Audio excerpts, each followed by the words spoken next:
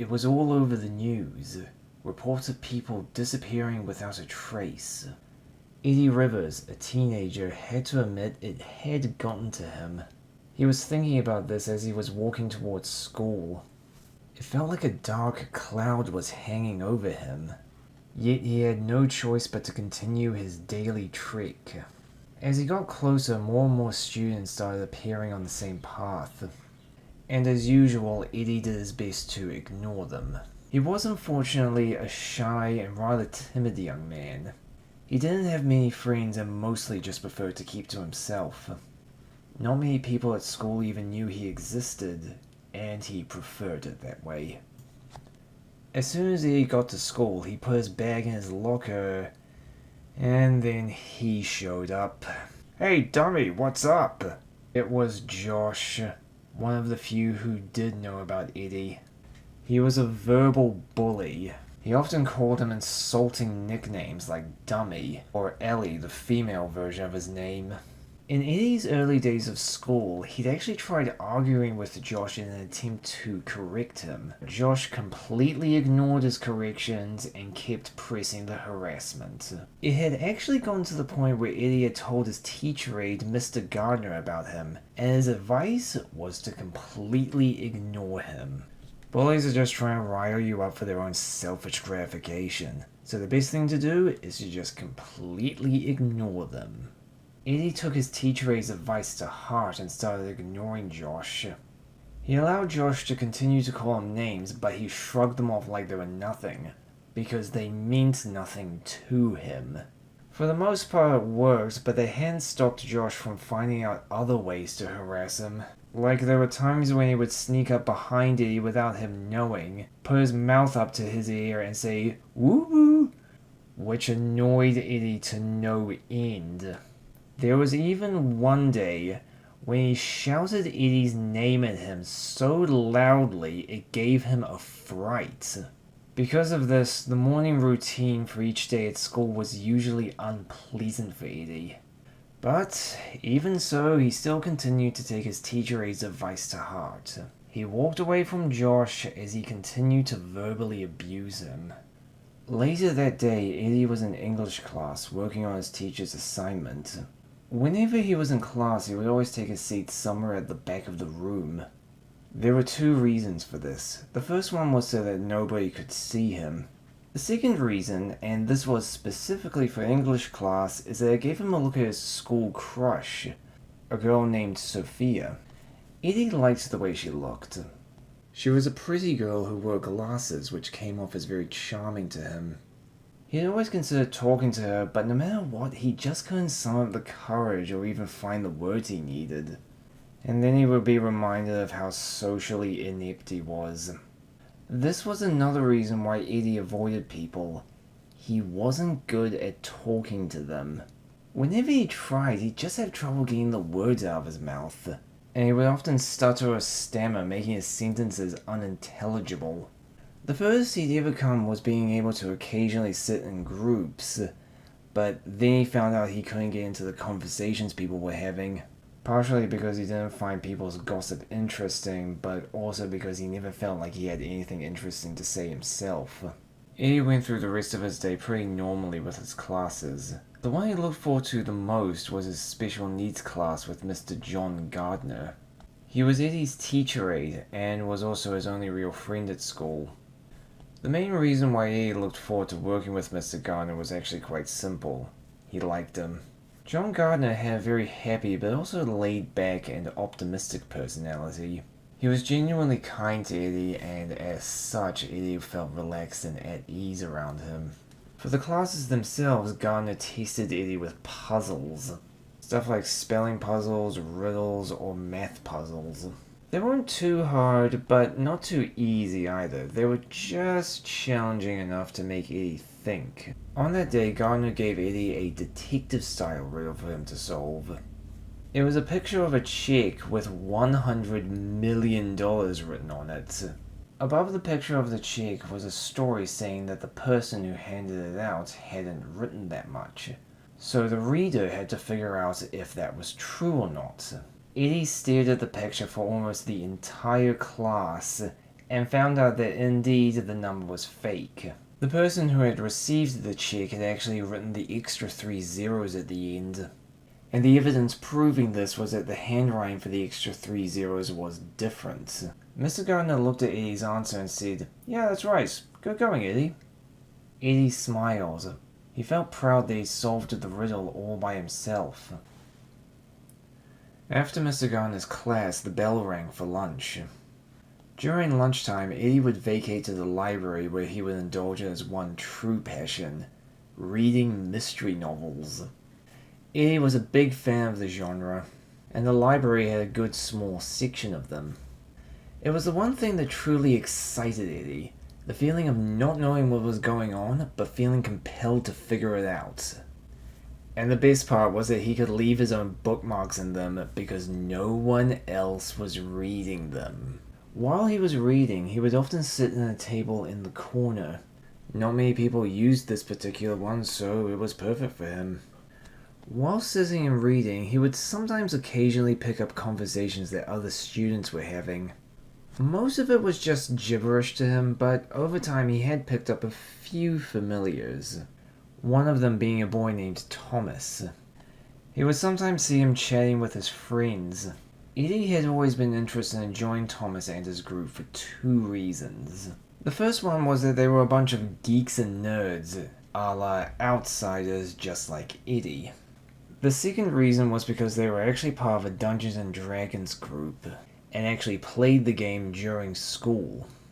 Eddy was interested in the game, but he never actually played it for himself. The main reason was because it seemed complicated to him, and he didn't think he'd be good at it. It also didn't help that talking to them shared the same problem he had with talking to most other people. He would get nervous, not know what to say, and would just lock up. Finally, the day came to an end with Eddy going back home. Once again, he had to shuffle his way through the crowds of students. Lucky for him, however, his home was in the opposite direction of where most of them were heading. So getting away from them was actually pretty easy. Eventually, he completely drifted off from the crowd and was alone. As he was walking, he passed by a patch of bushes and then noticed something unusual. He spotted an object barely hidden in the foliage. He didn't know why, but for some reason it caught his attention. He walked over to it to get a closer look and picked it up. It was a white mask with wavy blue patterns painted on it. It had stylized eye sockets with glass lenses built into them. And there was an azure blue jewel embedded in the top center of the mask's forehead. It was the weirdest thing Eddy had ever seen up to that point in his life. Though he had to admit, for as weird as it looked, he was intrigued. He looked around, half expecting its owner to appear, but nothing happened. He figured that maybe it was a piece of lost property, so he decided to hand it into the school tomorrow. He put the mask in his bag and made his way back home. Eddy lived in a hotel room up on the 3rd floor. It was a nice little place, and Eddy's bedroom was an escape from a long day of school. He opened up the door using a key he had in the back pocket of his school bag. He didn't keep his key in his trouser pocket because he'd accidentally lost it one time. It actually led into him having a panic attack where he was scrambling to find it. He never did, and as a result, he actually had to wait outside of his door for about 2 hours until his dad finally came back with his own key. Thankfully though, his dad didn't get mad at him. They ordered a new key for him, and in the meantime Dad let Eddy borrow his key for a while. And to make sure he wouldn't lose it, Eddy kept it in a small pocket on the back of his school bag. From then on, he always kept his key there where he knew it was safe. To this day, Eddy never found out what happened to his old key. It just simply vanished. He went into his apartment and used his key to lock the door behind himself. He lazily dropped his bag next to the couch, sat down, and started watching a cartoon show on Netflix. Cartoon shows and animated movies helped him relax. In fact, they were mainly what he watched. It was a good reward for him after a stressful day at school. Later, his dad finally came back from work and found his son sitting on the couch. "Hey, Eddie." Eddie's father was a retail worker who had a full-time job at JB Hi-Fi. Because of this, he wasn't around most of the time, leaving Eddie to have to look after himself. Although he had taught Eddie some life skills like cooking basic meals and washing the dishes. Over time, Eddie had learned how to become reasonably self-sufficient. And then Dad asked him, "Have you emptied the dishwasher yet?" Eddie groaned, paused his show, got off the couch, and went to do the chore. This was almost part of his routine. He'd get home, start watching TV, and then his dad would remind him of the dishwasher. It was rather annoying for Eddie because he'd always tell himself he'd do it when he got home, only to just completely forget. He didn't even have a feeling like he was forgetting something. It would just blip from his memory. After doing his chores, watching the rest of his show, and after dinner, Eddie and his dad decided to watch a movie together. Because of Dad's job, him and his family got discounts at the store as a bonus, and he actually allowed Eddie to buy one movie per week. The one that him and his dad had agreed on for tonight was a new copy of Finding Nemo that he'd just gotten. The two of them watched it together, and after it was done, Dad asked Eddie, "So what'd you think?" "That was really good," said Eddie. Dad felt pleased that the movie had made his son happy. One of the reasons why Dad was working at JB Hi-Fi was because he was actually a movie buff. And he had actually spread that love to Eddie. As such, it always pleased him to see a movie make his son happy. Although he did wish his son would start watching R16 movies someday. After they finished watching, Eddie brought the Blu-ray into his room and put it on his shelf with the rest of his collection. Afterwards, it was finally time for him to get ready for bed. Before he dozed off, he started thinking about today. Once again, everything was the same. Josh, Sophia, Thomas, and all of his wants and desires that he just didn't have the courage to pursue. He kept on telling himself that he was going to do it someday, but then his fear and social anxiety would stop him cold. It was agonizing because he actually did want things to change. To have friends, to be more active, to just genuinely feeling like he wasn't stuck in a rut. But every time he tried pursuing those goals, his terrible anxiety would just get in the way. He let out a long, quiet sigh. Deep down, he knew that nothing was going to change the way he was. The next day came, and with it, Eddie got ready for school. Dad had already gone to work. As soon as Eddie opened up his bag, he saw the mask that he found last evening. He had completely forgotten he'd left it in there. He took it out and looked at it closer. It still entranced him. It looked weird, but there was an element of mystery to it that allured Eddie. He stood in front of the mirror with the mask in his hands. He at least wanted to see what he looked like wearing it before he handed it back into the school's lost property. He put it over his face, and then felt something course through his whole body. It felt like electricity was surging through him. It felt powerful, but somehow it wasn't hurting him. He looked down at his arm and realized that there was a weird rainbowish hue coursing through his entire body. Out of fright, Eddie tore the mask from his face and threw it into the corner of his room. He stood back from the mask like it was threatening him. He stood there on the spot, looking at the mask, shaking with fear and confusion. He forced himself to ignore it and went to school. He didn't even bother picking it up and hiding it somewhere. He just left it in the corner of his room without touching it. In fact, he'd completely forgotten about handing it into the lost property. Eddie made his usual way to school, trying to put what had just happened to him out of his mind. But as he walked his usual path, he saw something weird in the distance. It looked orange, it looked like an animal, and it was running out in the middle of the street. He squinted his eyes and realized that it looked like a fox. but it was bigger than any normal fox and its bright orange fur was glowing. It zoomed past a very confused Eddy. What was that? He mumbled to himself nervously. He continued walking towards school. As he got closer, he saw the school's bus stop and saw something on top of it. It looked like a giant frog. It was green and had big bulging yellow eyes. "What is that?" he asked out loud as he pointed up to it. "What do you mean?" asked one of the students getting off the bus. That frog thing that's on top of the bus stop." The students looked up, turned back to Eddy and said, "What are you talking about? There's nothing there." Feeling confused and embarrassed, Eddy continued walking towards school. And then suddenly, he heard voices behind him. "Is that one who can see?" "I think so, but he seems lost." "That's funny. Actually, isn't he the shy one?" "Oh, how comedic, a lost boy, even more lost than lost." The voices and their comments got on Eddy's nerves. He turned around and shouted, "Shut up!" only to realize he had just shouted at a pair of girls who were walking behind him, minding their own business. "We weren't saying anything to you," one of them said, confused. No, I didn't mean... Oh, I'm sorry." Eddy turned around and began walking away from them, feeling even more embarrassed and even more confused. "What is happening?"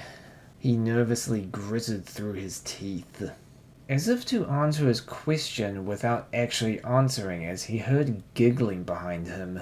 He looked back and saw two tiny little figures sitting on a tree branch. It took Eddy a moment to realize that they were both fairies. Both of them were looking at Eddy, mischievously snickering. At that point, Eddy wanted for nothing more than to just get to school. Finally, he arrived and went through the school gate. However, as he was walking towards his class, he saw something perched on the branch of a tree by the entrance. It looked like an owl, but its feathers were emerald green, it was talking, and it was heckling the passing students. "Oh, come on, dude, just say it," it yelled at a boy who was trying to confess to a girl. But the boy didn't say anything, much to the owl's dismay. "Coward," it said in a sarcastic tone. Eddy, absolutely bewildered, walked over to look at the owl. "Man, teenagers, am I right?"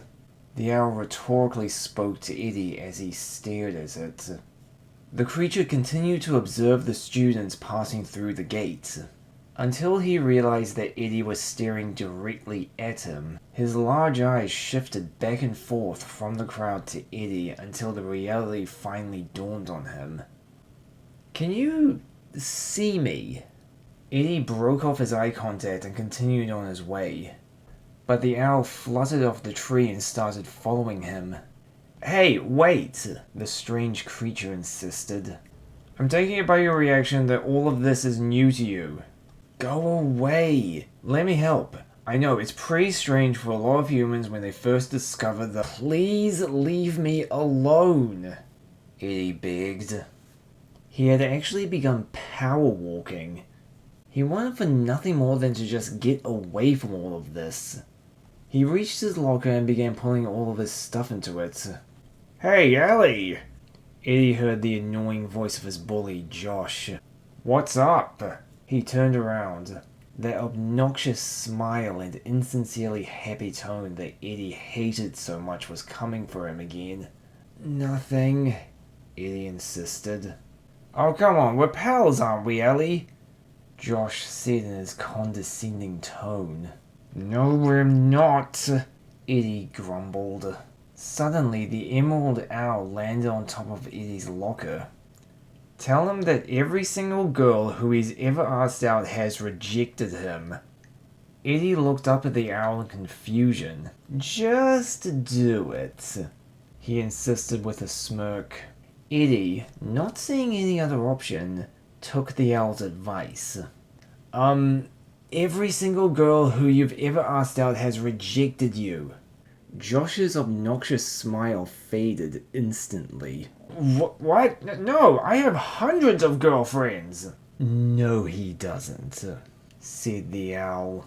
He can't even get the ugly chicks to go out with him. You can't even get the ugly chicks to go out with you, Eddy echoed the owl, pressing his advantage. Get away from me! Josh yelled as he stormed off. His shout caught the attention of some of the nearby students, who laughed, finding the scene funny. One of them even said that was awesome, as a compliment to Eddy. Thanks? He said to the owl, not entirely sure what just happened. The emerald owl sat perched up on top of Eddy's locker with a smug grin on his face. I knew that information was going to be handy one day. Later, it was lunchtime. Eddy was by himself as usual. He'd been seeing more of those weird creatures but had chosen to ignore them. He'd finally realized that nobody else could see them but him. As he was eating, the green owl flew over and landed in front of him. You alright? The bizarre feathered creature asked. I'm fine, said Eddy. Thanks for saving me back there. You're welcome, said the owl. How did you know that stuff about him? Asked Eddy. Oh, it's my thing. I'm a spirit of knowledge. I watch people and learn from observations. Suddenly, the tone of his voice changed. And I know so many dirty, dirty little secrets. That's really creepy, said Eddy. Yeah, but it's useful, said the owl before dropping the tone. What can I say? I love learning things. You don't know anything about me, do you? Eddy nervously asked. The owl spoke. Only from what I've seen of you here at the school. I know you have trouble communicating due to being on the spectrum. I flew over to talk to you. It's pretty clear that you're new to all of this. Yeah, I kind of am, said Eddy as he looked at the creatures hanging around the school. What are these things? They're spirits, answered the owl. We're from the spirit world. We like coming over from time to time to see how you guys, the mortals, are doing. Okay, but why am I the only one who can see them? Probably because you've been touched by magic. Magic? Wait. It all suddenly became clear to Eddy. I put on a mask, and then something happened. The owl raised one of its eyebrows with curiosity. A mask, you say? Do you have this mask with you right now? No, I left it back at my apartment. The owl put his feathers to his chin and said, How about this? You show it to me after school and I'll try to fill you in. That would be great, thanks. Eddy felt relieved that he was finally going to be getting some answers. You're welcome. The owl prepared to take off, but before he left, he turned back to Eddy and said, One more thing. My name's Artie. That's it? Eddy asked. You don't have like a cool sounding owl name like Archimedes? The owl gave Eddy a dreadful glare. How many spirits have you met again? Just you? Exactly! You shouldn't run your mouth about things you know nothing about. Now let this be the death of your ignorance. I'll see you after school. Bye! Artie flew off feeling rather disgruntled. I'm not ignorant, mumbled Eddy.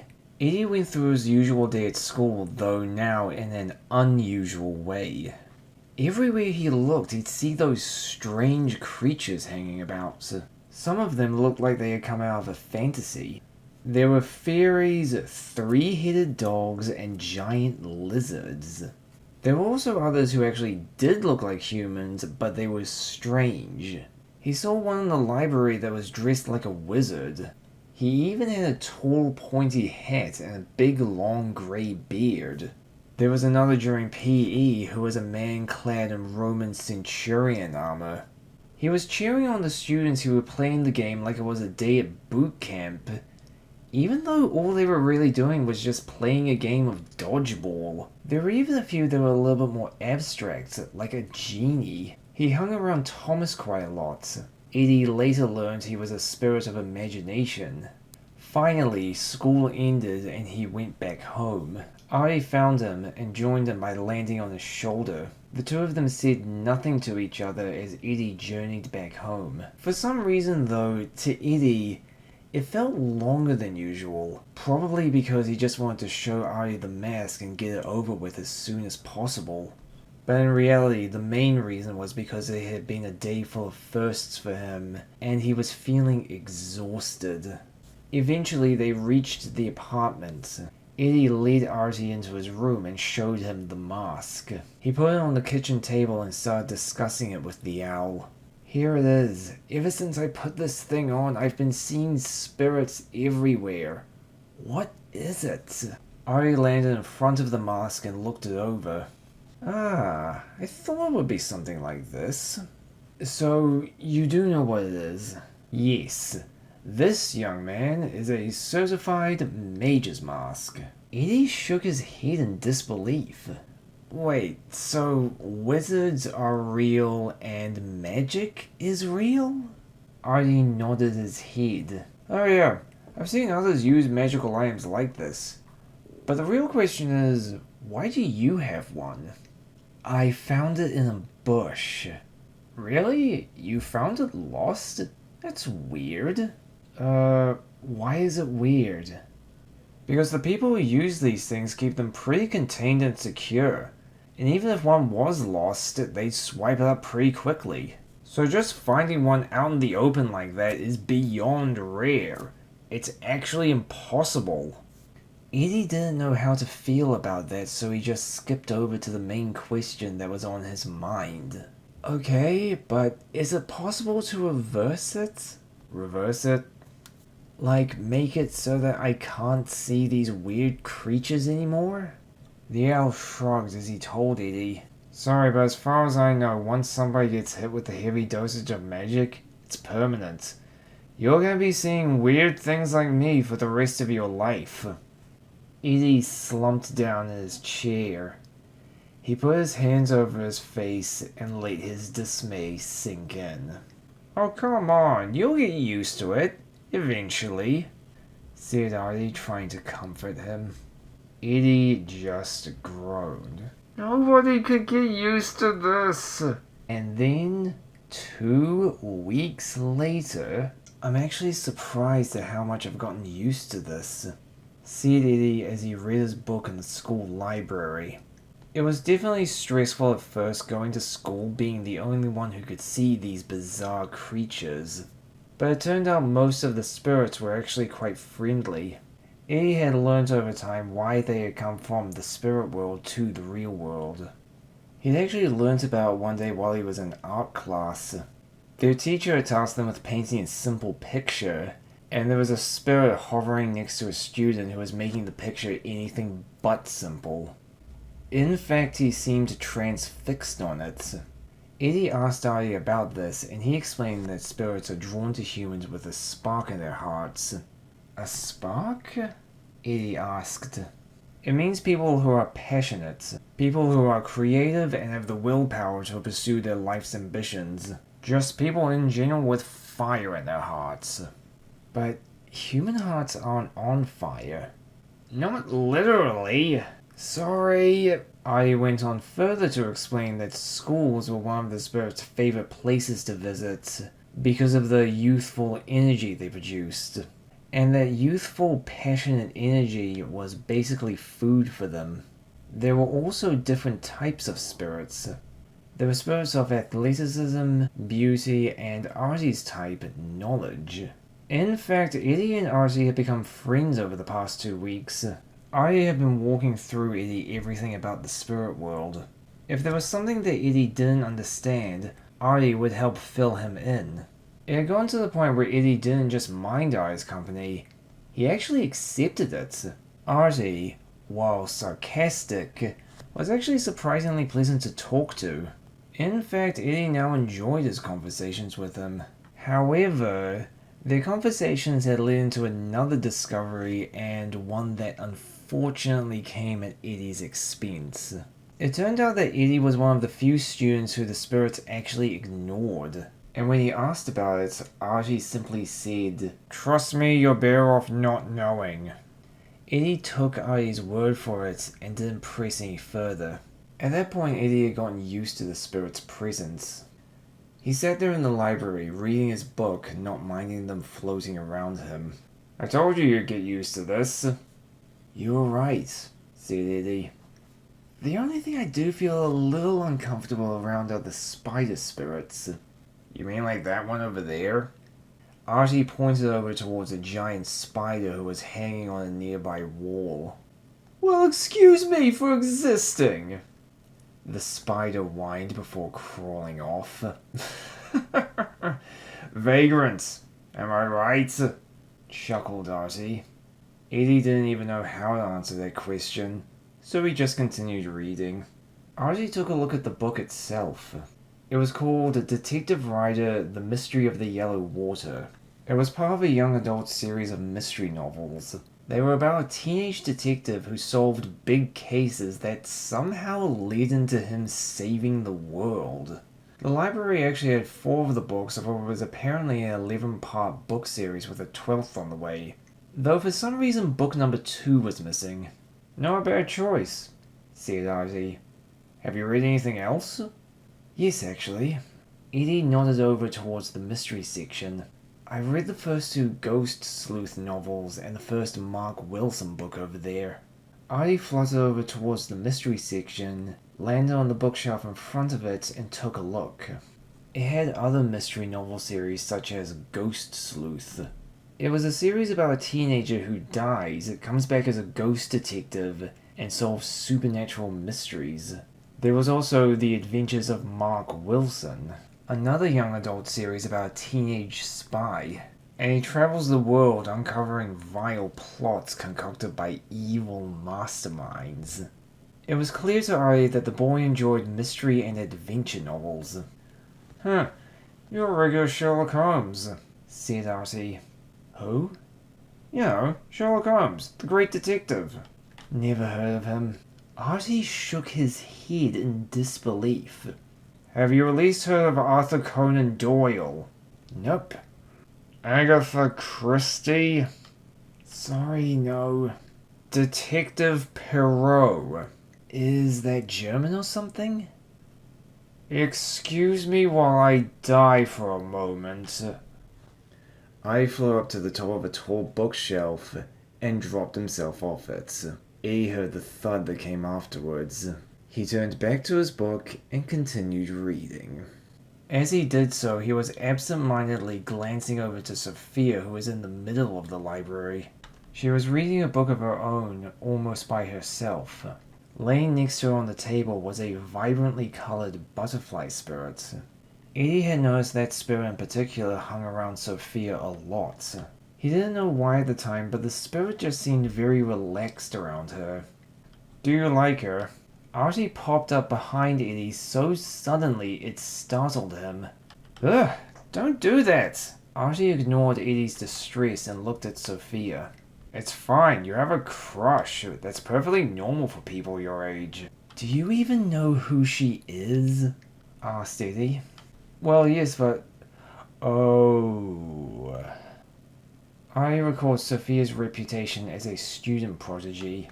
She was known for being gifted in both English and math and got top grades in both of those classes. Another reason why Eddy feared talking to her, let alone approaching her.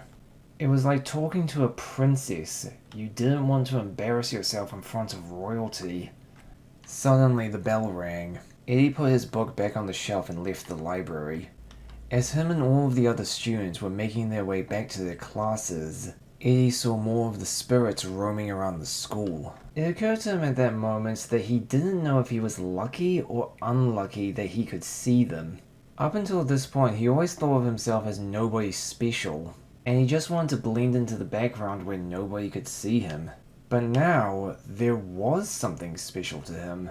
He could see into another world that nobody else could. What did this mean? Why was he the one given this unique ability? Something on your mind, Eddy? Oh, no, I'm fine. You sure? I'm fine. Really? Suddenly, the loud crash of shattering glass sounded from above. Everybody screamed as the glass and something else fell down on the ground with a sickening crunch. He looked up at the broken window, trying to see where the disturbance had come from. But when he looked down at the ground, he realized there was a human body that had hit the pavement. He didn't know why, but for some reason he found himself walking over to the body, almost against his own will, like he was hypnotized. And then he gazed upon a sight that plunged a dagger into his chest. It was the worst possible thing he could have seen. The person who had fallen to his death was his teacher aide, Mr. Gardner. 2 days later. It was in the news. Teacher aide jumps to his death in suicide. There was a wake held for him, but Eddy missed it because he'd been staying at home. His father was talking with one of the teachers from school on the phone. No, sir, he's still here. He hasn't come out of his room yet. He hasn't taken this very well at all. Bye. The father hung up the phone and went to check on his son. He slowly opened the door and saw him lying face down on his bed. Hey, Eddy. You alright? Eddy raised his head to look back at his father. He felt devastated, heartbroken, and he didn't know what to do about it. He answered by shaking his head. His father opened up his arms for a hug, which Eddy gladly took. He got off his bed, walked over to his dad, and hugged him back. He allowed himself to be comforted by his father. In that moment, he needed it. Later, Eddy was lying back down on his bed. The past 2 days had been hard on him, and he was still paralyzed with grief and sadness. Artie, on the other hand, completely unfazed, was pondering the events. I don't get. Why would he do that? He didn't seem unhappy at all. He didn't, murmured Eddy. Huh? What are you talking about? Mr. Gardner was murdered. And how do you know that?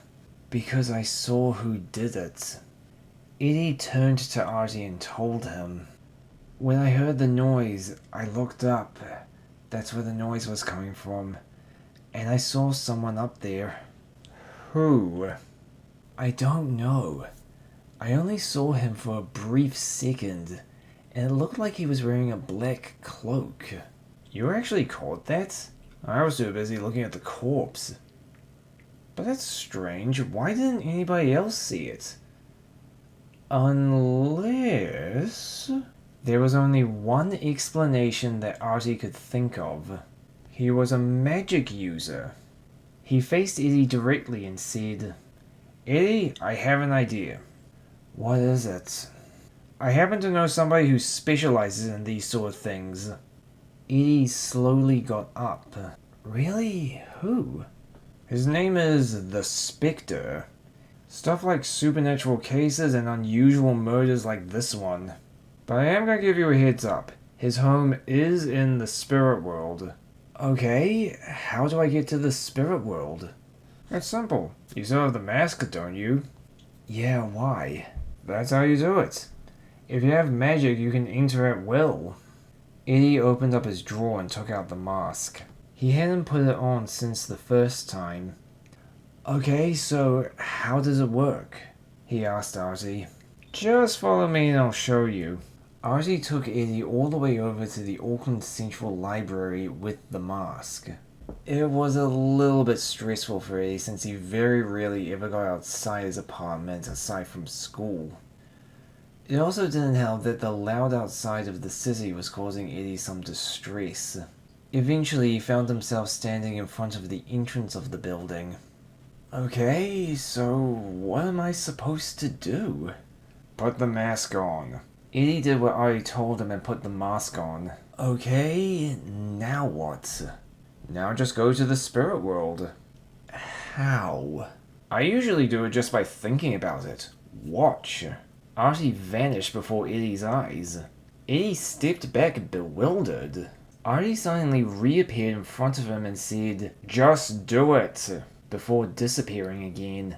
At first, Eddy was unsure, but figuring that he had no other choice, he thought about traveling to the spirit world. He thought and he thought, and then groaned in frustration. "Ugh, this isn't working," he complained. "How am I supposed to do this?" "You just did." Eddy took the mask off and realized that everything was different. The world around him was bending and contorting itself, almost like it was alive, and he could now see some spirits that weren't there before. In fact, he was now seeing dozens of spirits all around him. Some of them were flying fish gliding through the air. Others were giant birds like mowers walking through the streets. Whoa. Eddy murmured in awe. "There, you see? Easy. Now follow me." Eddy followed Artie into the library. He suddenly found himself in a place that was familiar yet unfamiliar at the same time. It looked like the inside of the library, but the back of the building was missing. In its place seemed to be an endless labyrinth of shelves, tables, and books. "Where are we?" asked Eddy. "This, dear boy, is the endless library. A forest of knowledge and literature," Artie proclaimed proudly. "But it's not a forest." Artie's wings slumped as he gave Eddy a look of disapproval. "Oh, sorry, you were being, remind me to give you a crash course on how metaphors work," said Artie, annoyed. "Anyway," his tone instantly changed to a more optimistic one. "This is how the spirit world works. Every single place in the real world has a spirit world counterpart. And yes, they are all extremely weird and surrealistic. But hey, it's home."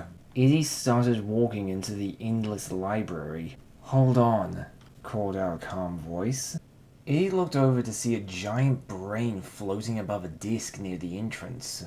"You're not going in there without these." Two objects floated up and over towards Eddy and Artie. They both looked like bracelets. "What are these for?" he asked as he took one of them. "It's a teleportation bracelet. It's very easy to get lost in here. So if that happens, use the bracelet to warp yourself back to the entrance." "I trust him, Eddy," insisted Artie as he put the bracelet around his neck. "I got lost in this place myself once. Almost died of starvation." "We remember you," said the brain. "You were stuck in there for a long time because you couldn't stop reading the books." Eddy looked at Artie confused. "I couldn't help it," whined Artie.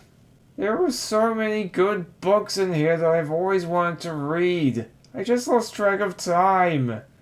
Eddy shook his head, heeded the advice of both spirits, and then put the bracelets on his wrist. He saw a button on it and presumed that's what activated the teleportation. The brain then asked them, "Is there anything or anyone in particular you are looking for? Or are you just here to look around?" Eddy opened his mouth to speak. "We're here." He almost said they were looking for the Spectre, but Artie raised his wing up in front of his face, interrupting him. "We're looking for Alan." "Ah, Alan. He's currently putting away some books in the 332nd aisle." Eddy turned around and saw a sign on top of a bookshelf with the number 332 on it. "Thanks," Eddy said to the brain before walking into the library. "Good luck," wished the brain. "What was that about?" Eddy asked Artie, feeling a little annoyed. "Sorry, but you were about to say that we're looking for the Spectre, weren't you?" "Yes, that's exactly who we're looking for, isn't it?" "Yes, but there's a reason why he's hiding in this library. It's because he's got a lot of enemies." "He has enemies?" "That's right. Because of this, he deliberately makes himself hard to find." "So then, how are we supposed to find him?" A sly smirk spread across Artie's beak. "That's the funny part. It's one of those things where it's not obvious, but it becomes easy once you figure it out. I happen to know a friend who knows how to reach him. And there he is right now. Eddy looked up in front of him to see a giant tortoise putting some books on the shelves. He was the size of a human, but he was standing on his hind legs. "Hey, Ellen," Artie called out. The giant tortoise turned its reptilian head towards Eddy and Artie. "Oh, hello, Artie." He spoke with the voice of a wise, kind, elderly man. "How are you doing?" "Oh, I'm doing fine, just still people watching, still learning things that I'm probably never gonna use." "Oh, I wouldn't say that. You know what I always say?" "I know, learning a useless fact is better than learning nothing at all." "Precisely. And what I want to learn right now is who your new friend is." Upon closer inspection, Eddy realized that the tortoise, whom he now knew as Ellen, had a pair of round glasses and a walking stick. Eddy greeted him. "Hi." Artie introduced. "This is my new friend, Eddy." "Ah, we don't get a whole lot of humans here. I hope this isn't too overwhelming for you." "Honestly, at this point, I'm kind of used to it," said Eddy. Artie spoke up. "I'm gonna cut to the chase here. Eddy needs his help." The eyes of the giant tortoise widened a little. "I was just finishing up. Hold on for a moment." Ellen quickly put a few more books back on the shelf. "Now then, let's talk." He cast his claw down on the spot he was standing on. Suddenly, the surrounding area began to morph and transform. The bookshelves that were next to them began to move away by themselves. Eddy watched as the spot they were standing in formed into a square. 4 walls rose around them and snapped together at the sides, creating a room. A 5th wall, acting as the ceiling, moved onto the top. There were 2 couches with a table in the middle. In the corner was a kitchen area. There was even a potted plant in the opposite corner and some portraits hanging off the walls. All of them were now suddenly in a cozy lounge room. "How did you do that?" Eddy asked the tortoise. "It's simple. I just used my mind to think it up," said Ellen as he walked over to the kitchen. "You used your mind?" said Eddy as he sat down on the couch. "Allow me to explain. It's possible to transform an area of the spirit world into a version of your own making simply by thinking about it." There was something about this that perplexed Eddy. "It's that easy?" "Yes, but it's not an all-powerful art," said Ellen as he started making something on the kitchen bench. "What you create is only around for as long as you're standing next to it. Once you leave it, the landscape goes back to its previous form after a short moment." "I think I get it," said Eddy, still mildly bewildered. The tortoise walked over to the kitchen. "I'll make us both some hot chocolate. You two can explain everything while I work." Eddy didn't know where to begin. "Why not I explain everything?" Artie explained everything that had happened up to this point with him and Eddy. By the time he was done, Ellen had served a cup of hot chocolate for Eddy and himself. Artie had been given a small bowl to drink from. Ellen had listened intently. He took it all in and said, "I see. This must be hard on you, Eddy." "Yeah," he mumbled as he took a sip from the chocolate. "This is really good. Thanks." "You're welcome," said Ellen. "Regardless, we need Spectre's help with this," said Artie as he finished up his bowl. "Yes, indeed." Ellen put his cup down on the table, got off the couch, walked over to an empty spot in the room, and tapped his cane down 3 times. A trapdoor opened, revealing a hidden staircase. "This way," said Ellen as he waved his arm.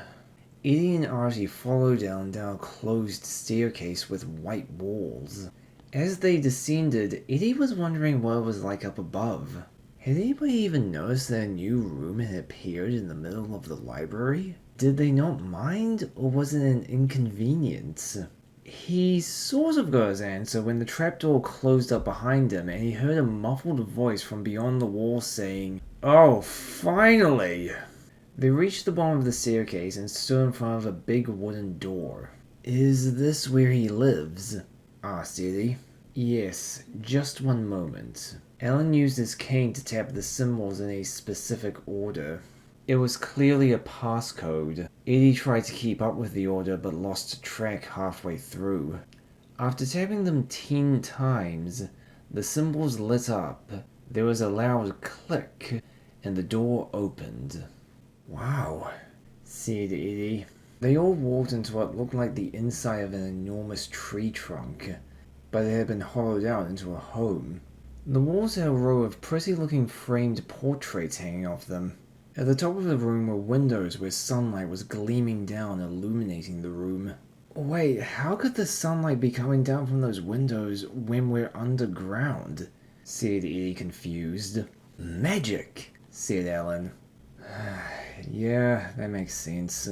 Eddy sighed. At this point, not only had he gotten used to it, but he was willing to believe anything. He walked over to the walls and took a look at the framed portraits. They were pictures of lush green forests, flowers, and rivers. Some were pictures of rocks stacked on top of each other, placed in still water. Others were sands with strange wavy patterns drawn in them. Eddy didn't know what they meant, but he was smitten with how pretty they looked. "Nice collection, isn't it?" Ugh! Eddy jumped upon hearing a voice talking right next to him. Standing there, from out of nowhere, was a man dressed in white and grey clothes. He was wearing a white cloak with a hood over his head, a grey suit with a red tie and trousers, and he was wearing a white mask that covered his entire face. The mask itself had slanted eye sockets, and there was even a jewel in the forehead, much like the one Eddy's had. There was no doubt about it. This man was a mage, and he was the one they were looking for. "Oh, sorry, did I startle you?" said the man. "Yes," replied Eddy, still a little shaken. "Now then, if you found me, then you probably have some sort of emergency, do you not?" "That's right," replied Eddy. "Hey, Spectre," said Artie as he landed on Eddy's shoulder. What's your name again?" asked the cloaked man. "Artie," Yao said distraughtly. "My apologies," said the Spectre as he turned back to Eddy. "Before we begin, may I please ask how it is you are here?" "I led me here," said Eddy. "Then allow me to rephrase the question. How is it that you are able to enter the spirit world? You look awfully young to be using magic." Eddy took out the mask and showed it to the Spectre. Even with the mask covering his face, Eddy could still tell he was looking at it curiously. "May I please take a quick, closer look at it?" he said as he put his hand out. Eddy handed the mask to the Spectre. He took it and observed it through the lens of his own mask. That's very curious," said the Spectre. What is?" asked Eddy. The Spectre gave the mask back to Eddy and then turned away from him, thinking. Eddy could actually hear him pondering something with and underneath his mask. He turned back to Eddy and said, "I don't normally do this, but this is a special exception." The Spectre flipped his hood off and began to remove his mask. As soon as Eddy saw his face, his mind blew wide open. A part of him couldn't believe it, but it was true. Standing right in front of him, revealed to be the Spectre, was Mr. Gardner.